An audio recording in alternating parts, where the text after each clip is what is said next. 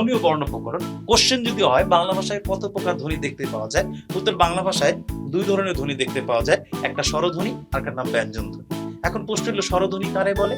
যে ধ্বনিগুলো উচ্চারণ করার সময় ফুসফুসতারিত বাতাস কোথাও বাধা পায় না তাকে আমরা বলি স্বরধ্বনি, আর যে ধ্বনিগুলো উচ্চারণ করার সময় ফুসফুসতারিত বাতাস কোথাও না কোথাও বাধা পায় তাকে আমরা বলি ব্যঞ্জন ধ্বনি। এখন প্রশ্ন হতে পারে ধ্বনি এবং বর্ণের পার্থক্য কি? ধ্বনি জিনিসটা হলো আমরা যেটা কানে শুনতে পাই তাকে বলা হয় ধ্বনি, আর বর্ণ হলো ধ্বনির লিখিত রূপকে বলা হয় বর্ণ।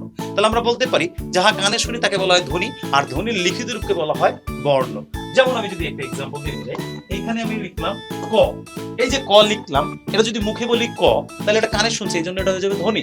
কিন্তু আমি যদি ক বোর্ডে দেখি বা খাতায় দেখি বা যে কোনো জায়গায় দেখি, আমি দেখতে পাচ্ছি, এটা হয়ে যাবে কি বর্ণ। দ্যাট মিনস ধ্বনির লিখিত রূপ হয়ে যাবে কি বর্ণ, যেটা কানে শুনবে সেটা হবে ধ্বনি। তাহলে টোটাল বর্ণ 50টা, পূর্ণমাত্রা বর্ণ 32টা, 26টা ব্যঞ্জন বর্ণ, 6টা স্বরবর্ণ। মধ্যমাত্রা বর্ণ 8টা, 4টা ব্যঞ্জন বর্ণ, একটা স্বরবর্ণ। মাত্রাহীন বর্ণ 10টা, 6টা ব্যঞ্জন বর্ণ, 4টা স্বরবর্ণ। এই ছিল আমার বর্ণনী।